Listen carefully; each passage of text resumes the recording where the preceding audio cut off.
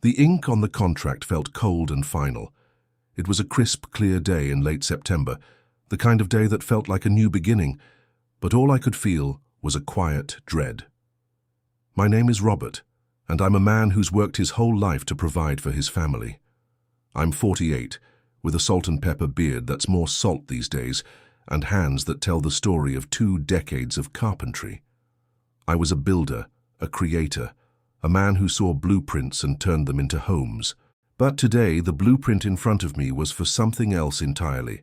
My son's future. My sons, Liam and Noah, were 22 and 24.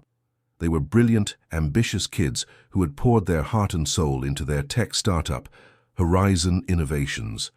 They had an app, a game changer they called it, that was designed to revolutionize how small businesses manage their inventory. For 2 years, they worked out of my garage, the smell of sawdust and varnish slowly giving way to the sterile scent of new laptops and cold coffee. I watched them, my heart swelling with pride, as they coded away, their faces illuminated by the glow of their screens late into the night. The deal had been a whirlwind.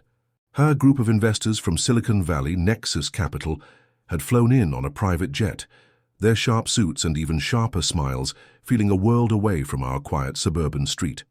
They saw the potential, they saw the passion in my boys' eyes, and they offered them a deal that on the surface seemed too good to be true, a $900,000 investment for a controlling stake in their company.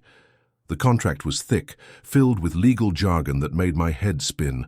I'm no lawyer, just a guy who knows his way around a nail gun and a miter saw, but I'd been in business for myself long enough to know that a contract of this magnitude needed a close eye. So I did what any father would do. I spent a week reading every line, highlighting the parts that made me uneasy.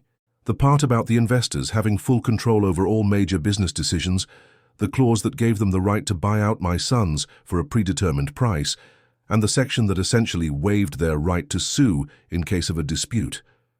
It all felt like a trap, like a cage with a gilded door. I sat them down at the kitchen table, the same table where I'd taught them to read and helped them with their math homework. The air was thick with excitement, with the scent of ambition. Liam, the older one, was all nerves and restless energy, his fingers tapping on the table. Noah, the quieter, more analytical one, sat calmly, a confident smile on his face. "Boys," I started, my voice lower than I intended, "I've gone over this contract, and I have some serious concerns." Their faces fell.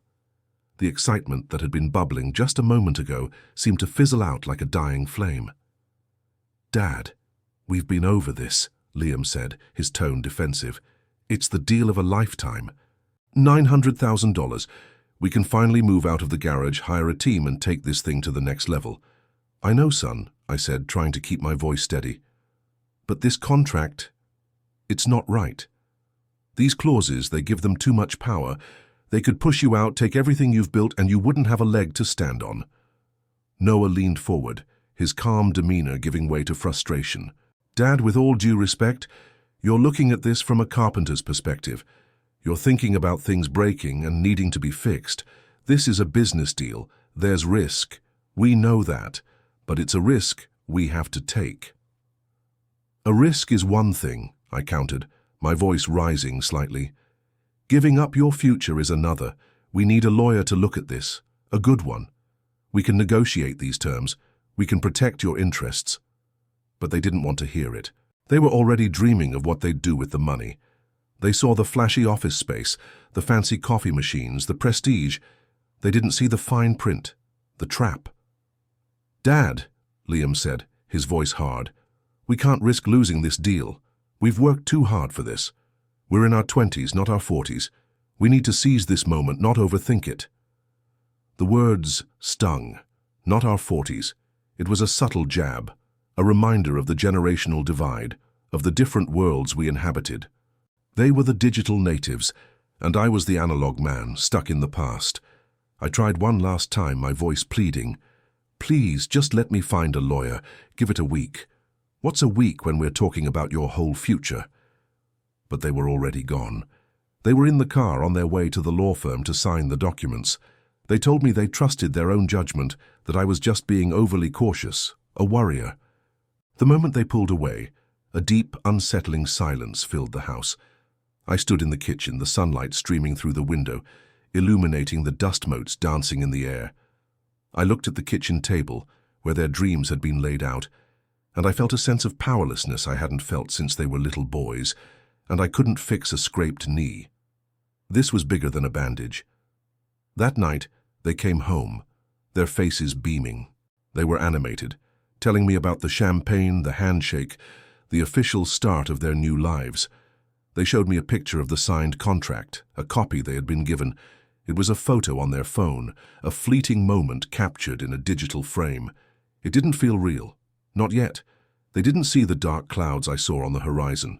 They just saw the sun. The next morning, the check arrived. A bank transfer. $900,000. The number on the screen was staggering. It was more money than I'd ever seen in one place, and with it came the first demand from Nexus Capital. They wanted to move the company from our garage to a downtown office space. They wanted to hire a CEO they had already chosen. They wanted to change the app's name and its core mission. They wanted to turn it from a tool for small businesses into a platform for corporate giants, a move that would alienate the very market my sons had spent 2 years trying to win over. When I saw their faces, the confusion and the slow dawning of realization, I felt a terrible pang of guilt and sadness. I wanted to say, "I told you so," but the words caught in my throat. This wasn't a moment for a lecture. It was a moment for a father to be there, to offer a steady hand in the storm that was just beginning. The bright, sunny day had turned overcast, and the first drops of rain were starting to fall. They had signed the contract, and now the consequences were just beginning to show. I knew with a certainty that chilled me to the bone that the quiet dread I had felt was about to become a very loud, very painful reality. The initial shock of the investors' demands gave way to a tense, suffocating silence in the house. The energy that had once filled the garage with late-night coding sessions and a hopeful buzz was replaced by an air of suspicion and frustration. My sons, Liam and Noah, were in a state of quiet panic. They'd moved into a small downtown apartment, but they were still home every day, coming back to the place where their dream was born, only to see it slowly fall apart. The phone calls from Nexus Capital were constant. They were all business, no nonsense, their voices echoing with the cold authority of a firm that had just acquired a new asset. My sons were no longer partners. They were now employees, their company a subsidiary to be molded and shaped to the investor's will. The CEO they'd hired, a man named Mr. Harrington, was a corporate shark in a cashmere sweater. He had a resume filled with multi-million-dollar buyouts, but no passion for the project my sons had poured their hearts into. I watched them on the phone, their shoulders slumping with each new demand. Harrington wanted to scrap the existing business model and pivot to a subscription service for large corporations. He saw the small businesses my sons had worked tirelessly to help as a niche market, too insignificant to justify a $900,000 investment. The original mission of Horizon Innovations was being erased, line by painful line. One evening, after another grueling phone call, Liam slammed his phone down on the kitchen counter.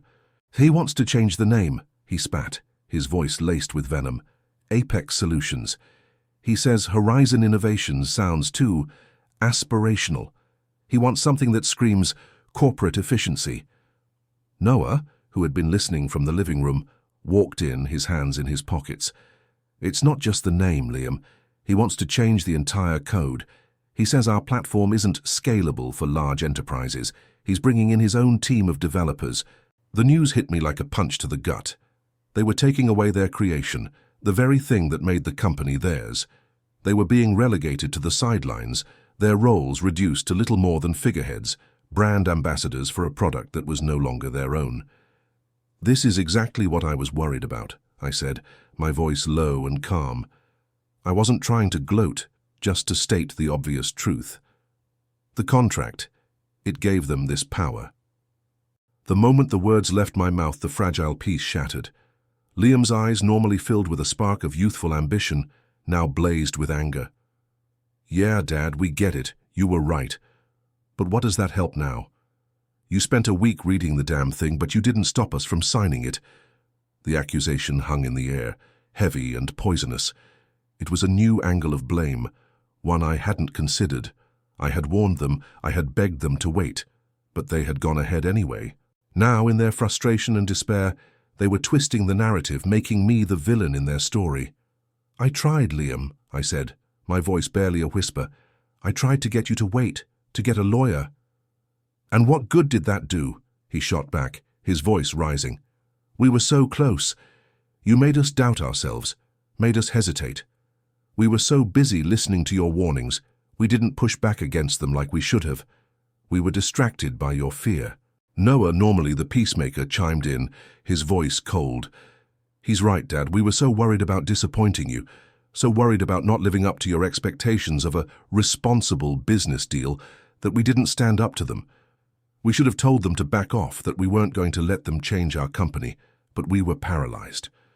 Their words were a series of blows, each one landing with a terrible sting. They weren't blaming me for my lack of action, but for my warnings, for my counsel. They were rewriting the history of that week, transforming my concern into a paralyzing fear that had made them vulnerable. It was a bitter pill to swallow. The silence that followed was deafening. I looked at my sons, the boys I had raised, the young men I was so proud of. Now their faces were set with a mix of anger and disappointment, and it was all directed at me. The emotional distance between us was now a chasm, wide and impossible to bridge. The family that had been built on a foundation of trust and shared dreams was now fractured, the cracks spreading with each passing day. Later that week, I saw them packing up their things from the garage. They were taking their computers, their servers, the whiteboards covered in diagrams and ideas that would now be left to gather dust. They were taking the physical remnants of a dream and carrying them to a new sterile office space downtown, a place where their creativity would be stifled and their vision discarded. I stood in the doorway, my arms crossed, watching them. The garage, which had once felt so alive, was now just a shell. "What are you going to do?" I asked, my voice soft. Liam didn't look up from a box of cables. "We don't know," he muttered. "We're going to try to work with them. We signed the contract. We have to." Noah, however, looked me in the eye. His gaze was cold and direct.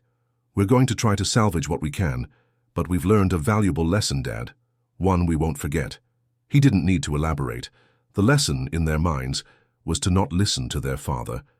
It was a lesson born of regret and self-recrimination, and it was a lesson they were now projecting onto me. The weight of that knowledge was heavier than any piece of lumber I had ever carried. As they drove away, leaving a hollow space in the garage and an even bigger one in my heart, I knew this was just the beginning. The contract had been signed, but the price of it was just now coming due, and it was a price that was being paid in the currency of trust, respect, and a family's love. The distance between me and my sons wasn't just physical anymore, it was emotional. They were now living in a world of downtown offices, business luncheons, and corporate jargon, while I was still in my world of sawdust, blueprints, and the simple satisfaction of building things with my own hands. We spoke less, and when we did, the conversations were strained, punctuated by long, awkward silences. Their frustration was palpable. Every time they came home, they seemed more defeated than the last.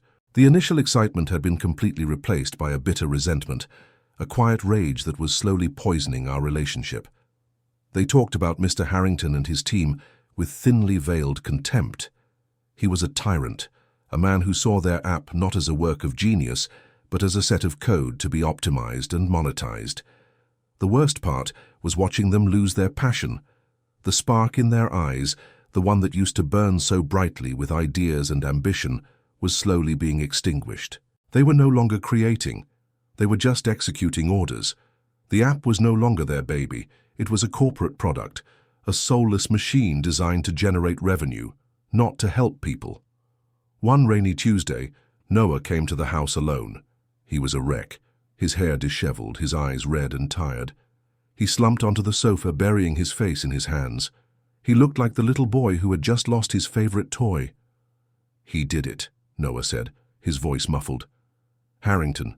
He fired the developer we brought on. Our friend Mark. He said Mark's skills were not up to par for Apex Solutions." My heart sank. Mark had been their first hire, a guy they had gone to college with, a part of their small, tight-knit crew. He was a brilliant coder, But more importantly, he was a friend. This wasn't just a business decision. It was a betrayal. I sat down next to him, placing a hand on his shoulder. "I'm so sorry, son." He looked up at me, his eyes filled with a pained mix of anger and regret. "We tried to fight it, Dad.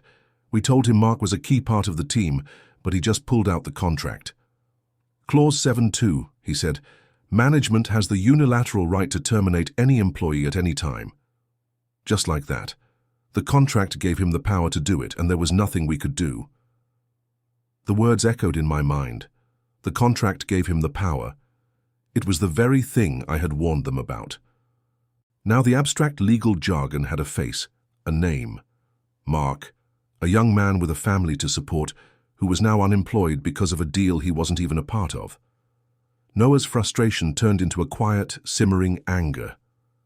We went to him, to Harrington. We said we'd quit.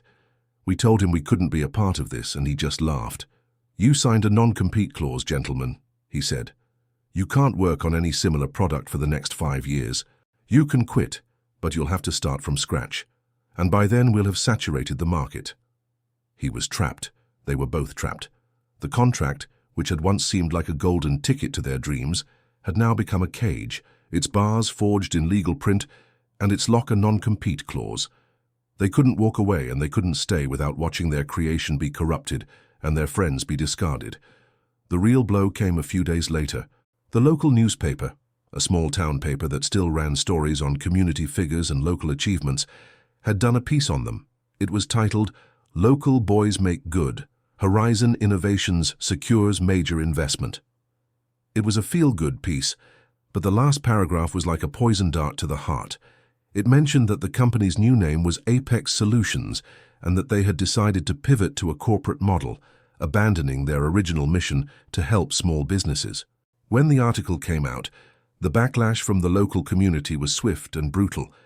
The very small businesses they had wanted to help, the ones they had promised to support, were now accusing them of selling out.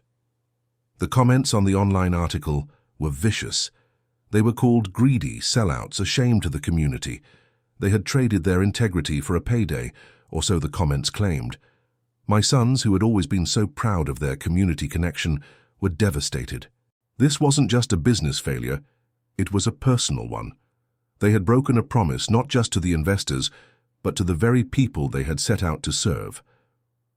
That night, Liam came over. He looked hollowed out, his face pale and his eyes haunted. He had been reading the comments, and each one had chipped away at his spirit. He sat down across from me, his shoulders slumped in defeat. "I don't know what to do, Dad," he said, his voice breaking. "We're losing everything, not just the company. We're losing our reputation, our friends, and everything." "You haven't lost everything," I said, my voice gentle. "You've lost the company, maybe, but you still have your integrity. You didn't make this choice. They did." He shook his head, his eyes filled with a deep-seated regret. "But we let them. We signed the paper. We trusted them. We listened to their promises, and we ignored yours. We should have listened. We should have waited." The words were a balm to my wounded heart. It was an admission, a moment of vulnerability that had been missing for weeks. The dam had finally broken. The blame was no longer mine to carry. It was theirs, and the weight of it was crushing them. It was a terrible victory for a father to have, to see his sons broken, and to know it was the bitter consequence of a mistake I had tried so hard to help them avoid.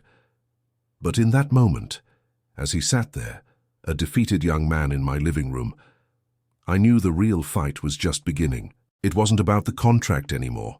It was about rebuilding not a company but a family. The admission of regret was a first step, but it didn't magically heal the rift. The apology was unspoken, an acknowledgement of their mistake, but the emotional chasm remained. My sons were still in a state of freefall, trying to navigate the complex and unforgiving world they had willingly entered. The emotional toll was immense. They were two young men who had seen their dream hijacked and their integrity questioned, and they were buckling under the pressure. I started doing what I knew how to do best. I worked. Not on my own projects, but on theirs. I couldn't fix the legal mess, but I could offer a different kind of support. I became a silent partner, a background presence in their lives, a pillar they could lean on without having to ask. I started by taking them to my shop. The garage was empty now, but my main workshop was still a refuge, a place where the scent of sawdust and fresh-cut pine could clear a man's head. They were hesitant at first, like they were stepping into a world they no longer belonged to. But as they picked up a piece of lumber and felt its weight, as they ran their hands over the smooth finish of a finished piece of furniture, I saw a bit of the tension melt from their shoulders. "Sometimes," I said, as I planned a piece of oak, the curls of wood falling to the floor, "you can't fix a thing by talking. You have to work with your hands. You have to create something new, something real, to forget about what you lost." I didn't expect them to understand, but I saw it in their eyes. They had been working in a digital world, a world of abstract ideas and lines of code. They hadn't touched anything real in months. I gave them small projects, a new bookcase for the living room, a small table for their apartment. It was a way for them to use their hands, to see the tangible results of their labor. It was a small therapeutic act, a way to recenter themselves. While we worked, they talked. They didn't talk about their problems directly, but they talked around them. They told me about the absurdity of their new office, the sterile environment, the forced camaraderie. They talked about Mr. Harrington, how he treated them like children, how he had dismissed their ideas with a wave of his hand. They talked about their friends, the ones who had started to distance themselves. They were two lost boys, and their father's workshop was a temporary harbor. One afternoon, as we were sanding down a tabletop, Liam confessed something that hit me hard. "I tried to get the code back, Dad," he said, his voice low. "The original code for the app, the one we worked on in the garage. I tried to pull it from the server, to save it, to maybe start over one day. But Harrington found out. He locked us out. He said the code was now company property. He told us if we ever tried to steal it, he'd press charges." This was a new level of cruelty. He wasn't just taking their company, he was taking their creation, their legacy. He was making them complicit in its destruction while ensuring they could never build it again. The non-compete clause was one thing, but this was a personal insult, a final definitive cut. The news was a blow, but instead of the familiar spiral of blame and despair, I saw a new look in my son's eyes, a glint of defiance. They were no longer defeated. They were angry, and that anger, I knew, could be channeled into something productive. "He can take the code," I said, my voice calm but firm. "But he can't take what's in your heads. You built it once. You can build it again." Noah looked up from his work, his face grim but determined. "We can't, Dad. The non-compete clause—" "That's for a similar product," I interrupted. "They own the app that helps small businesses with inventory. But what about a different kind of app? A different problem to solve? A different kind of genius to unleash?" They looked at me, a flicker of hope in their eyes. For the first time in months, they weren't talking about what they had lost. They were talking about what they could build. "What do you mean?" Liam asked, his voice now filled with a hint of the old ambition. "I mean," I said, a smile forming on my face, "that your old man might be a bit of a dinosaur, but I know how to build a good foundation, and you two, you know how to build on top of it. You've been forced into a corner, but you can choose what to do from here. You can stay and be miserable, or you can start thinking about your next move." I didn't have a plan. I didn't have a solution. But I had given them an idea, a tiny seed of hope, and I saw them grab onto it. The contract had stripped them of their company, their integrity, and their peace of mind. But it hadn't taken away their most valuable asset, their minds, their creativity, and their unbreakable bond as brothers. It hadn't taken away their will to fight, and I, the old man who had warned them, was now their quiet, unwavering ally, a silent partner in a new, unwritten venture.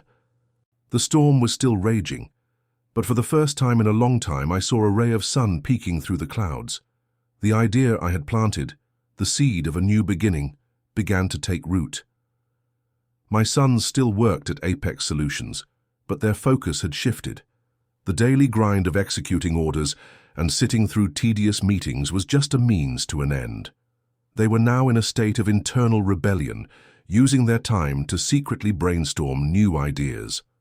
The sterile office space that had once been the symbol of their success was now just a front, a place where they could plot their next move. Their relationship with me changed as well. The blame and resentment hadn't vanished entirely, but they had been muted, replaced by a quiet understanding. They didn't apologize, and I didn't ask for one. The unspoken accord between us was a simple one. I would support them, and they would let me. They no longer saw me as a harbinger of doom, but as a silent, unwavering ally. The garage became our new sanctuary. After their long, frustrating days at the office, they would come home, the bags under their eyes, a testament to their exhaustion. But as soon as they entered the garage, a new energy would fill the space. They brought whiteboards from their apartment, their pens scribbling furiously with new ideas. They talked about different problems, different solutions. They weren't talking about the past. They were talking about the future. One night they were huddled over a whiteboard, their heads together, debating a new concept. They had an idea for an app that would connect freelance artists with local businesses. It was a completely different market, a different kind of challenge, but their passion for it was palpable. "What about a secure payment system?" Noah asked, his finger tracing a diagram on the board. "We'd have to build it from the ground up." "And what about a rating system for both the artists and the businesses?" Liam added, his eyes wide with inspiration. "It would have to be airtight to prevent fraud." I was listening from a distance, just observing, a smile on my face. This was it. This was the same fire I had seen in them 2 years ago, the same ambition, the same desire to create something meaningful. They were back. I walked over, holding a mug of coffee. "What about a simple rating system for the app itself?" I suggested. "The easier it is to use, the more people will use it. You can build the fancy stuff later, but you need to get the foundation right first." They looked at me, not with the old resentment, but with a new respect. They saw me not as a cynical old man, but as a man who knew how to build things, and that knowledge, whether it was for a house or an app, was valuable. "He's right," Liam said to Noah. "We're getting ahead of ourselves. Let's focus on the user interface first. Make it intuitive. We can add the bells and whistles later." The simple exchange was a triumph. They were accepting my input, integrating my experience into their new dream. We were a team again. The contract they had signed was still a weight around their necks, a shackle that bound them to a company they despised, but it no longer defined them. It was just a hurdle to be overcome, a detour on their journey. The non-compete clause was a constant threat, a looming shadow over their new project. They were careful to keep their work separate from their jobs at Apex. They used their own personal laptops, their own servers, and their conversations about the new app were always coded, a secret language they had developed to talk about their future in a place where the walls had ears. But even with their caution, the fear of being discovered was a constant companion. The investors were not to be trifled with. They were a machine, relentless and powerful. If they found out my sons were working on a competing idea, they would sue, they would ruin them. One night as we were working in the garage, a car pulled up to the curb. It was Mr. Harrington, the CEO. My heart leaped into my throat. How had he found us? My sons' faces went pale. We quickly covered the whiteboards, shutting down the laptops. We stood there, pretending to be talking about an old piece of furniture, the air thick with panic. Harrington in his sleek black sedan just rolled down his window. He had a smug smile on his face, the kind of smile that knew a secret. He didn't get out of the car.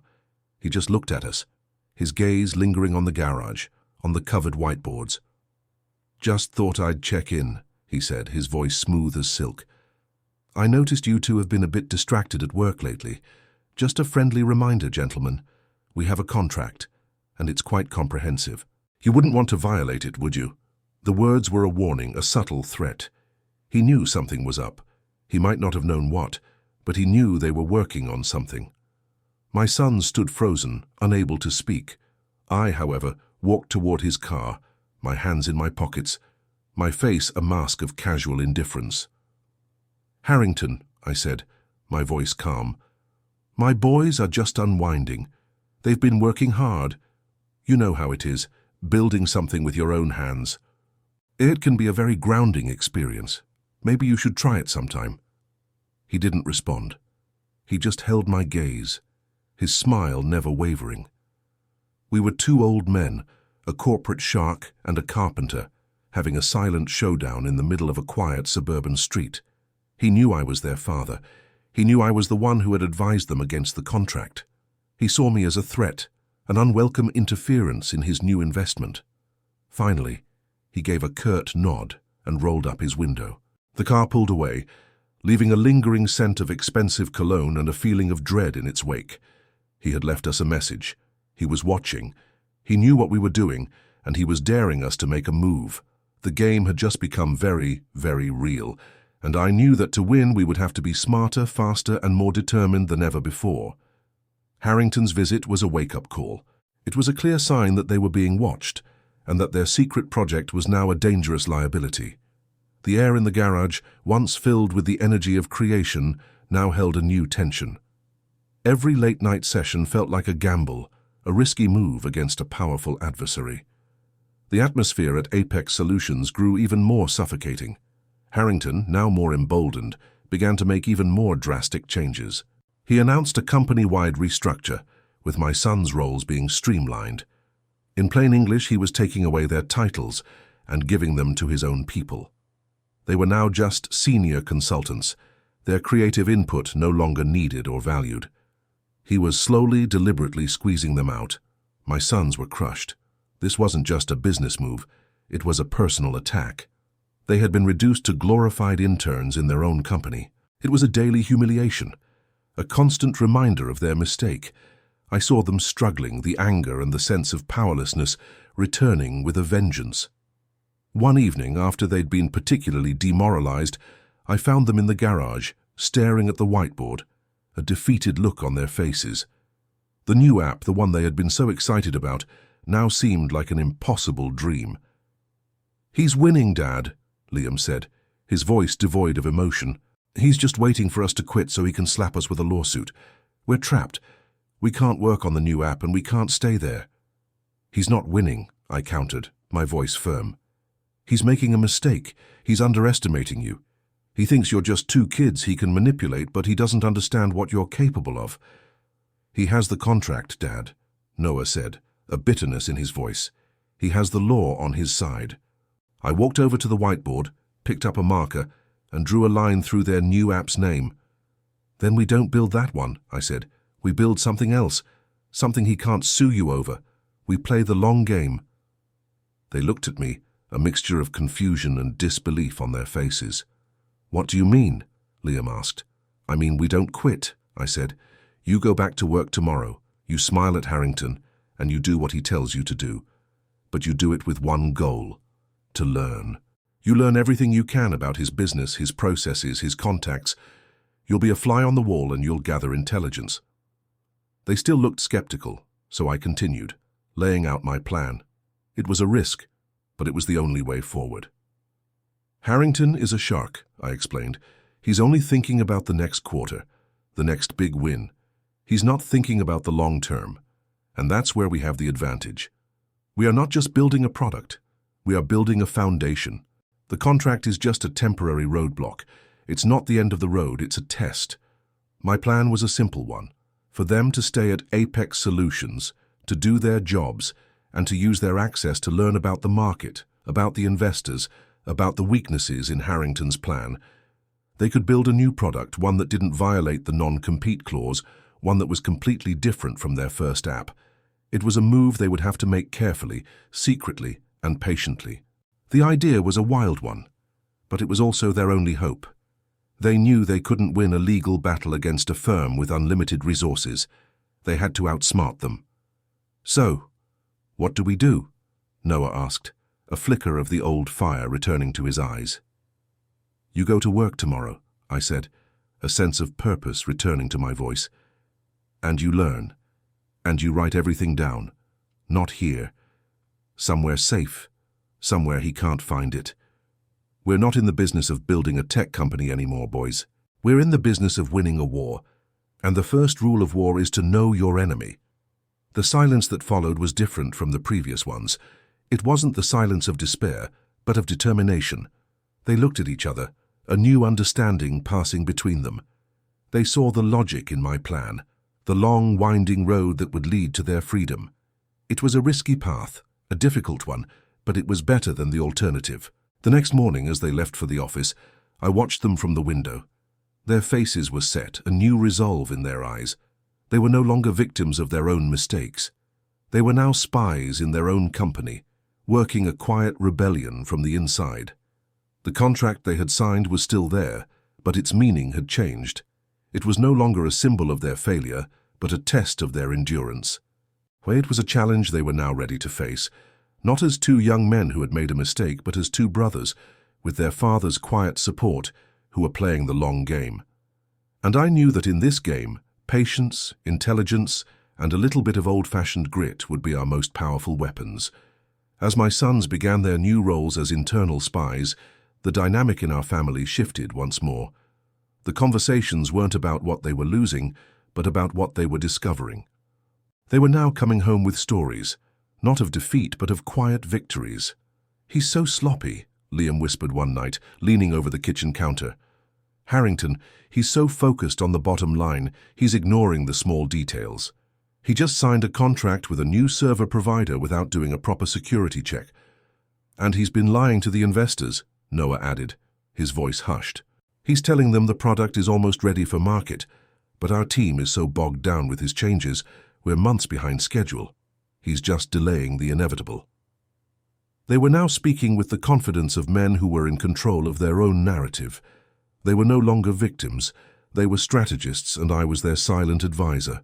I listened to their daily reports, offering small bits of advice, steering them in the right direction.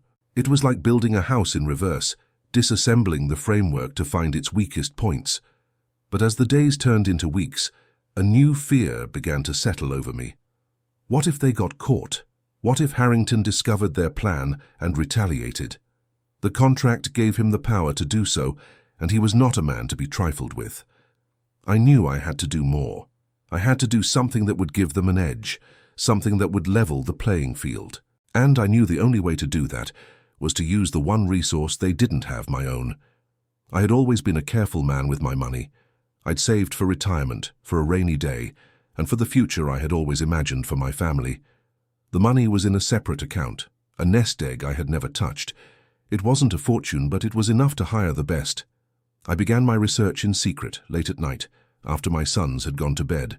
I wasn't just looking for any lawyer. I was looking for a corporate litigator, a man who specialized in contract law and who had a reputation for taking on the big firms. I found a name, Mr. Albright. He was a man who worked for a small boutique law firm, but his reputation was legendary. He was known for being a shark himself, a man who saw the loopholes in a contract where others saw an ironclad agreement. I set up a meeting, telling him only that I had a complex contract dispute I needed him to look at. I didn't tell him who it was for. I didn't tell him the whole story. I just gave him the legal documents, the thick, unreadable contract that had haunted me for months. When I sat down with him in his quiet office, he was a study in controlled power. He was an older man, with a piercing gaze and a mind that seemed to work at a different speed than everyone else's. He listened to my vague account, his eyes scanning the pages of the contract, his fingers tracing the fine print. "This is a bad contract," he said, finally looking up. His voice was low and calm. "It's not just one-sided, it's predatory. It's designed to trap a smaller entity and give the larger one complete control." "I know," I said, my voice heavy with regret. "I told them not to sign it." He looked at me with a new understanding, a flicker of sympathy in his eyes. "They're your sons," he stated. It wasn't a question. "They're in over their heads. And you're the father who's trying to clean up the mess." "I can't tell them about this," I said, my voice pleading. "They would feel like I was interfering. They have to do this on their own." He leaned back in his chair, a slight smile on his face. "I'm a lawyer, Mr. Thompson. I understand discretion, but I need to know the whole story. I need to know what you want to do." I told him everything. The initial warnings, the refusal to listen, the subsequent regret, Harrington's cruel tactics, the daily humiliation. I told him about their secret project, their plans, their quiet rebellion. I left nothing out, and as I spoke I felt a sense of relief, a weight lifting from my shoulders. It was the first time I had told the whole story to anyone other than myself.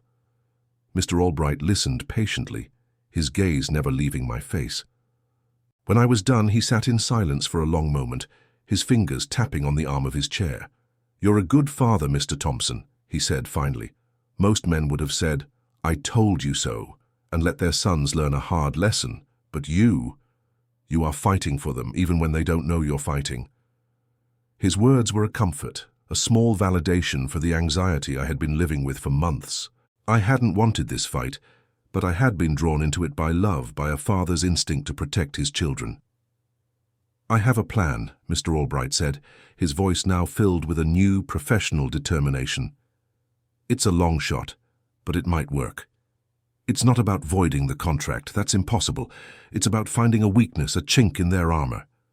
I'll need some more information. Everything your sons have been gathering. The emails, the documents, the lies they've been telling the investors. It's a risk, a big one, but it's our only way out." I felt a surge of hope, a feeling I hadn't felt in a long time. It was a secret alliance, a pact between a father and a lawyer to fight a battle my sons didn't even know they were a part of. I knew the risk was immense, but I also knew the alternative, to watch my sons lose their dream, their ambition, and their spirit to a group of men who only cared about money. It was a risk I was more than willing to take. I had built a life on taking risks, on trusting my instincts, and my instinct now was telling me to fight, to protect my family, no matter the cost. With Mr. Albright now on our side, my secret life became even more complex. I was no longer just the silent partner. I was the information conduit, the link between my son's rebellion and the legal strategy being formulated behind the scenes. They would come home with new evidence, a sloppy email from Harrington, a discrepancy in the financial reports, a blatant lie told to a major client, and I would relay it all to Mr. Albright. My sons, unaware of my clandestine meetings, were thriving in their new roles as strategists. The game of cat and mouse with Harrington had given them a renewed sense of purpose. They were no longer victims, they were now players. They were learning the business from the inside out, seeing the flaws and the weaknesses in the very system that had tried to crush them. "He's been lying about our progress to the board," Noah said one evening, his voice a low whisper. "He's telling them we're at 80% completion on the new platform, but we're maybe at 40%, if that. The project is a mess." "And he just fired the head of marketing," Liam added, shaking his head in disbelief. "The guy who's been with Nexus for 10 years. Harrington said he was too old-fashioned. He's just replacing everyone with his own cronies. It's a complete takeover." They were now speaking like battle-hardened veterans, their words filled with a quiet confidence. They were no longer just building a product. They were dissecting an entire corporation, learning its secrets and looking for its vulnerabilities. They were gathering the intelligence we needed. I, in turn, would meet with Mr. Albright in his office, my heart pounding in my chest every time I drove there. I would hand over the documents, the notes, the scribbled memos, and he would devour them, his eyes lit with the fire of a man on the scent of a good case. "He's over-leveraged," Mr. Albright said, a glint in his eye. "He's been telling the board one thing, but the numbers don't lie. He's been spending money like it's water, and he has nothing to show for it. He's not building a company, he's building a house of cards." The truth was, Harrington was a charlatan. He had bought into my son's company with big promises and even bigger lies.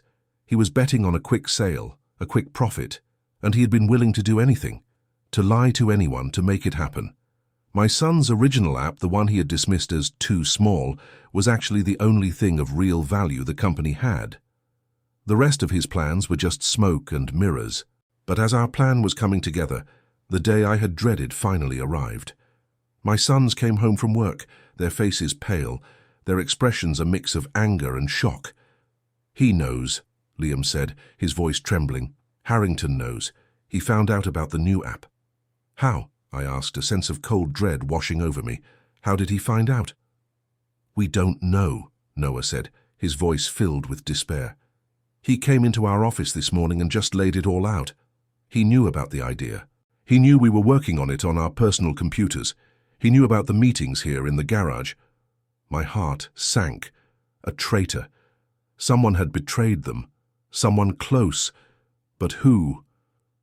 Then the final agonizing piece of the puzzle fell into place. He said a source told him everything, Liam stammered, his eyes filled with a fresh wave of hurt and betrayal. He said our own father was the one who was feeding him information. He said you were trying to undermine them, to sabotage their business, and that you told him about the new app to get it shut down before it even got off the ground. The accusation was a cold knife to the heart. Harrington had seen my visits. He had seen me talking to a lawyer. He had seen me as a threat, and he had spun a new narrative, a new lie, to turn my sons against me. He had taken my secret, my attempt to protect them, and twisted it into a betrayal. I stood there speechless, the words a burning lump in my throat. How could I tell them the truth? How could I tell them that the man they thought was their betrayer was actually their greatest ally? How could I explain the clandestine meetings, the secret plan, without sounding like a liar? "Is it true, Dad?" Noah asked, his voice shaking with emotion. "Did you tell him about the app?" I looked at them, their faces a mirror of the pain and confusion I was feeling. They had trusted me. They had let me into their secret world, and now they thought I had sold them out. The chasm between us, which had been so close to healing, was now wider than ever. "I can explain," I said, my voice barely a whisper. "Please, just listen." But they didn't want to listen. They had been hurt too many times. They had trusted the wrong people before, and now they believed they had trusted the wrong person again. My secret had been revealed, not as a weapon to save them, but as a sword to cut me from their lives. The betrayal was complete, and it wasn't from Harrington. It was from the one person they never would have expected, their own father. The accusations hung in the air, heavy and unforgiving. My sons, Liam and Noah, stood before me, their faces a mix of hurt, anger, and a deep-seated sense of betrayal. The bond we had slowly and painstakingly rebuilt over the last few months shattered in an instant. Harrington's lie, a masterful act of psychological warfare, had done what the contract could not. It had turned my own sons against me. "You told him?" Liam asked again, his voice cracking with emotion. "You told the man who's been ruining our lives about our new idea? Why, Dad? Why would you do that?" "I didn't," I said, my voice pleading. "I never told him about the app. He's lying. He's trying to turn you against me. I was trying to help." "Help?" Noah scoffed, a bitter laugh escaping his lips. "You call that help? You've been meeting with him, haven't you? He said you were his source. What were you hoping to gain, Dad? A percentage of the buyout? You were so busy telling us to be careful, you were the one who was playing us all along." The words were a direct hit, a low blow that hit me where it hurt the most. They believed I was a liar, a schemer, a man who would betray his own children for money. The emotional weight of the accusation was crushing. "I wasn't meeting with Harrington," I said, my voice heavy with desperation. "I was meeting with a lawyer, Mr. Albright. I hired him to find a way out of the contract. He's a specialist in corporate law. I was getting him information about Harrington's business from you, everything you were learning. The lies, the mismanagement, the fraud. We were going to build a case against him. I was doing this to save you." The truth, stark and painful, hung in the air, but they were too hurt, too angry to believe me. The idea that their father, the man who had warned them, the man who had been their quiet ally, could have been plotting to save them, was too big of a leap of faith to take. It was easier to believe the lie, to believe that I was just another greedy man in a world of greedy men. "I don't believe you," Liam said, his voice cold and final. "You had a chance to tell us. You should have told us everything. But you kept it a secret. You kept it a secret, and you put our future at risk. Again." Noah just shook his head, a single tear running down his cheek. "We trusted you, Dad. We trusted you, and you broke it. You broke the one thing we had left." The silence that followed was the worst kind of silence. The kind that comes after a bomb has gone off, leaving nothing but dust and destruction in its wake. The emotional wreckage was complete. They turned and walked away, not to their rooms, but to the car. They were leaving. They were leaving the home that had once been the center of their dreams, and they were leaving me. I stood in the doorway watching them drive away. The house, once filled with their laughter and the quiet hum of their computers, was now just a silent, empty shell. The family that I had built with my hands, the one I had worked my entire life for, had been torn apart by a lie. I had been trying to fix a broken contract, but in the process, I had broken the most important thing in my life, my relationship with my sons. A few days later, a package arrived in the mail. It was a manila envelope addressed to me. Inside was a flash drive and a note. The note was from Mr. Albright. "I found it," the note read. "Harrington's biggest mistake. A paper trail proving that he was lying to the board about the company's financials. It's a clear case of fraud. I've sent the evidence to the investors and to the board. It's all on this flash drive. We've won, Mr. Thompson. We've won the war. But I'm afraid the cost was higher than we anticipated. You can tell your sons the truth now. They have their future back. They're free. I'm sorry for your loss." I stood there, the flash drive in my hand, my heart a mixture of triumph and sorrow. We had won. Harrington was finished. The contract, the non-compete clause, the lawsuit, all of it was gone, rendered null and void by the man's own greed. My sons were free. But what good was freedom if they were not here to celebrate it? What good was a victory if it had cost me the one thing I was fighting for? I had saved their future, but I had ruined my family. And in the silence of that house, I knew that the greatest victory a man can win is nothing compared to the greatest loss a father can suffer. Days turned into weeks, and the weeks bled into a month. The house was a quiet tomb, the silence a constant reminder of what I had lost. I hadn't heard from my sons since they had left. I had tried calling, but the calls went straight to voicemail. I had left messages, long and rambling, trying to explain, to apologize, to make them understand. But the silence on the other end was my only reply. I knew they were free. I had seen the news reports. Apex Solutions had been dissolved, the investors furious at Harrington's fraud. My sons were no longer bound by the contract. They had their freedom, but they had paid a price that had cost them their relationship with their father. One cold, grey afternoon, I was in my workshop, mindlessly sanding a piece of wood, when I heard a car pull into the driveway. My heart leaped into my throat. It was their car. They were here. I walked to the front door, my hands trembling. They were standing on the porch, their faces solemn. They didn't look angry anymore. They just looked tired, a sense of heavy finality in their eyes. "We saw the news," Noah said, his voice flat. "Harrington was arrested. He was charged with fraud. The company's gone. The investors are pulling out." "We're free," Liam added, his voice hollow. "We can finally start over." "I know," I said, my voice barely a whisper. "I know, I'm so sorry." "Sorry?" Noah asked, a flicker of the old bitterness returning. "Sorry for what, Dad? For not telling us? For putting us through all this?" "For everything," I said, the words a raw, painful admission. "For not explaining, for keeping a secret, for letting you believe, for a moment, that I was the one who hurt you." They looked at me, a long, difficult silence passing between us. I knew the truth wouldn't be enough. The lie had cut too deep. The emotional wound was too big. "We found something," Liam said, his voice now soft. "Harrington left his office in a hurry, and we were there, getting our things. We found a letter. It was from him, to his lawyer. He was bragging. He was bragging about how he twisted the story, how he turned us against you. He was so proud of himself." My heart stopped. He had documented his betrayal. He had left a paper trail of his wickedness. It was the one piece of evidence that could have saved me, and he had left it there for them to find. "He said you were his problem," Noah said, a sad smile on his face. "He said you were the one who was a threat, the one who was fighting him. He said you were the one who had brought in a lawyer, the one who was gathering the evidence. He was so impressed by how you were outsmarting him, he couldn't help but boast about how he finally found a way to take you out. The truth had finally come out, not from my mouth, but from the mouth of my enemy. It was a terrible irony. The one thing that could have saved me was a document that was a testament to my own courage." "We were wrong, Dad," Liam said, his voice now thick with emotion. "We were so wrong. You were never trying to betray us. You were trying to save us. We're so sorry." The dam broke.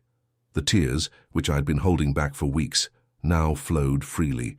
My sons, my brave, brilliant boys, were crying too. They walked toward me, and in the silence of that porch in the cold, grey afternoon, we embraced. It was not a celebratory reunion. It was a reckoning. It was an acknowledgement of the pain we had all been through, the wounds we had all suffered, and the difficult road to healing that lay ahead. The contract had been a symbol of their mistake, but it had also been a crucible, a furnace in which their innocence was forged into a new, hard-won wisdom. They had lost a company, but they had gained a new understanding of the world, of trust, of the true meaning of family. The emotional scars were there, a testament to a painful journey, but they were no longer a source of shame. They were a reminder of a lesson learned, a bond that was tested, and a love that, in the end, had saved them all. The business was over. The future was bright. But the unfinished business of healing a family was just beginning. And I knew that with a love this strong, we would find a way to rebuild together.